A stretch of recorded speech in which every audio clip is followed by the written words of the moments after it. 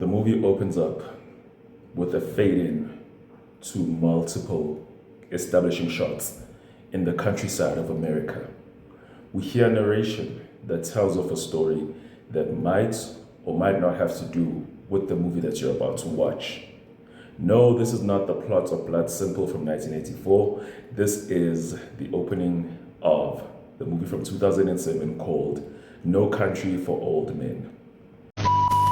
This is a movie directed by the Coen brothers, the movie that basically just cemented their greatness, even though if you are a person who has been following the Coen brothers for almost all your life, you know very well that these guys are really that good when it comes to making film. This is a movie that released in arguably probably the greatest year we've ever had for cinema, 2007. And if you're wondering what I mean by saying that it's one of the greatest years in cinema, this was the year that gave us movies such as The Bourne Ultimatum, movies such as Zodiac, movies such as Stardust, movies such as There Will Be Blood, movies such as The Diving Bell and the Butterfly. All those movies came out in 2007, and it was decided that this movie would be the best movie of that year. In this movie, we follow this person called Llewellyn Moss, played by Josh Brolin, and he's on this hunting trip.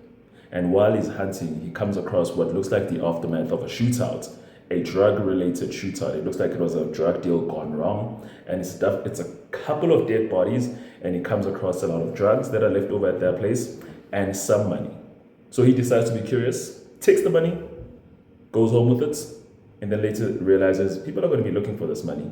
And he decides to go back to the crime scene to return the money, only to find, oh no, he is already knee-deep in this cat and mouse chase. And now he is the target of the serial killer called Anton Chigurh, played by Javier Bardem in arguably his most amazing, his career best performance. Guys, I don't think there is enough time in this video for me to talk about how much I love this movie and everything that I love about it.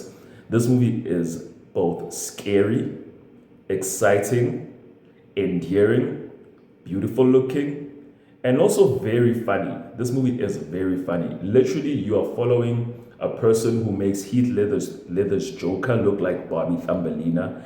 And there are scenes where you are genuinely laughing at the things that he says, but you're not laughing because they're funny. You're laughing because he is presenting a very serious and very scary situation for whoever he interacts with. This movie also stars Kelly MacDonald, and it stars Woody Harrelson, and it stars Tommy Lee Jones, and I know I am forgetting someone. Guys,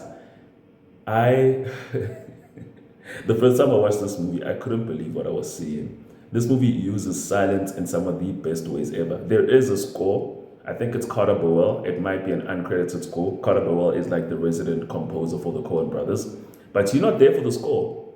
And honestly, yes, you are there for the exciting action and the chases and everything. But the movie is just great attention. You will never relax watching this movie. You will always be on your toes. And you know what?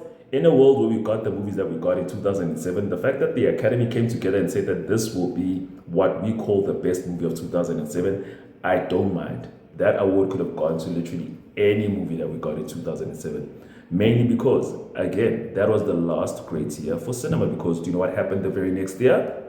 We got The Dark Knight. Not only did we get The Dark Knight in 2008, the MCU was born. And cinema was never the same again.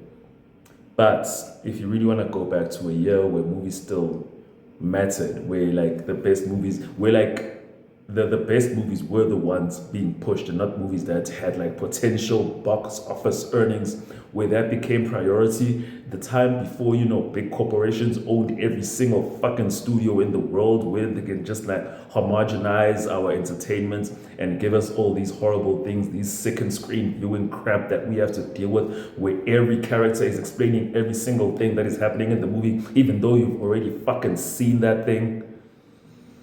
Let's just go back to 2007. And today, I really want you guys to just go and revisit No Country for Old Men. It is that good.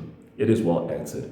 It has a great cast, great performance, great action, great violence, great storytelling. By the time the movie is over, the first time you'd watch it, you would feel hopeless by the time the movie's over. But I think the second time you watch it, you know what's going to happen. So just be there for the ride, because this movie is one hell of a ride. Guys, thank you for watching, and I hope you all have a lovely day. Ciao.